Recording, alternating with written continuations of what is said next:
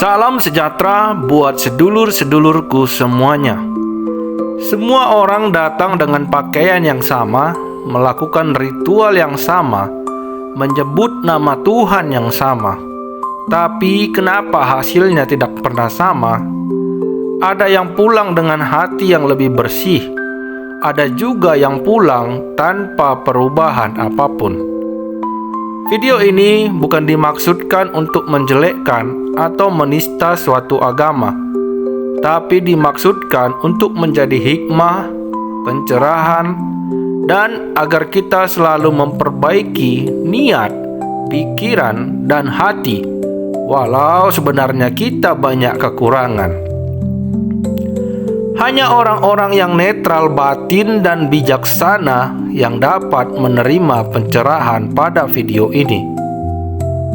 Hal kejadian seperti ini juga terjadi di seluruh agama, apapun agamanya, karena niat dan tujuannya salah dan menyimpang.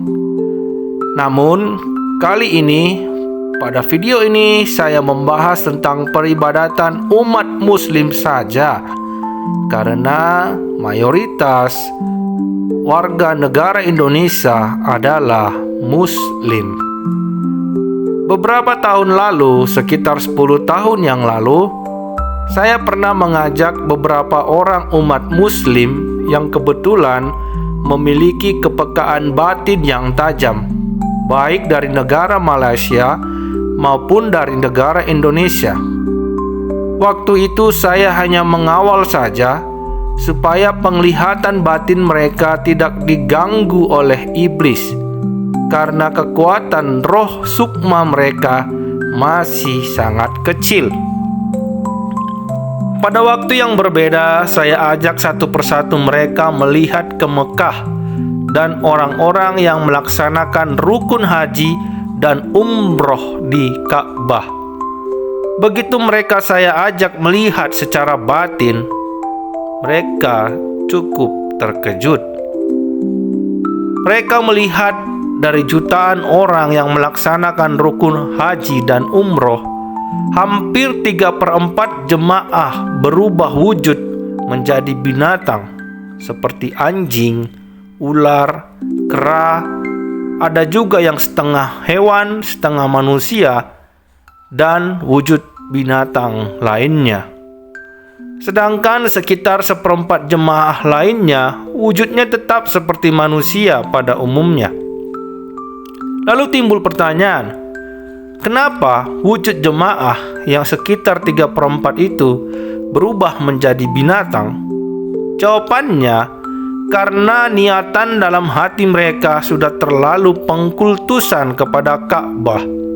Niat ingin haji demi gengsi, supaya dipandang orang telah menjadi haji. Akhlak tidak diperbaiki sebelum berhaji dan umroh. Mereka merasa dengan telah datang ke Mekah, dosa-dosa mereka telah dihapus dan pahala mereka berlimpah-limpah. Sebagian lagi niat ingin kaya raya dan niat-niat aneh lainnya yang ada dalam hati mereka untuk berhaji dan umroh. Belum lagi ada beberapa jemaah, khususnya laki-laki, melakukan hal yang tidak pantas. Ya, kita tahu saja, misalnya saat berdesak-desakan, alat kelaminnya digesek-gesek ke pihak perempuan yang ada di depannya. Hal niat dan perilaku buruk inilah yang secara gaib membuat wujud mereka berubah menjadi binatang kalau dilihat secara mata batin. Bagaimana dengan jemaah yang 1/4 lagi yang wujudnya tidak berubah, tetap berwujud seperti manusia? Jemaah itu karena niat mereka tulus berhaji dan umroh. Mereka menjalankan ibadah semata-mata karena rukun agama dan panggilan Allah. Tidak ada pikiran lain, yang ada hanyalah rasa syukur karena bisa ke Mekah dan mengelilingi Ka'bah. Dari kisah ini bisa kita ambil kesimpulan dan hikmah. Prasangka dan niat yang tidak baik serta pengkultusan yang berlebihan pada simbol-simbol keagamaan, apapun agamanya, dapat merusak hubungan kita dengan Allah dan tanpa sadar membuat kita berpikiran seperti menyekutukan Yang Maha Kuasa. Untuk itu, mari kita perbaiki niat dan doa dalam ibadah kita, apapun agamanya. Lakukan ibadah dengan tulus.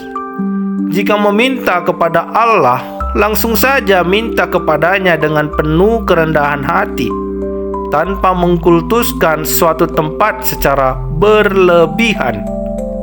Menghormati tempat ibadah dan tempat yang dianggap sakral adalah keharusan, tetapi mengkultuskan secara berlebihan bisa menyesatkan dan dapat dibelokkan oleh iblis menjadi berhala dalam pikiran manusia tanpa disadari.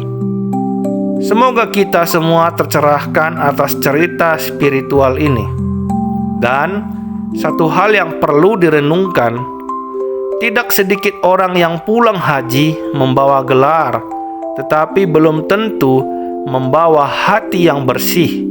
Bahkan tanpa sadar, seolah-olah setiap pulang haji membawa satu atau dua iblis dalam tubuhnya, yakni sisa kesombongan, niat yang tidak lurus, dan hati yang belum benar-benar disucikan pada saat beribadah haji maupun umroh.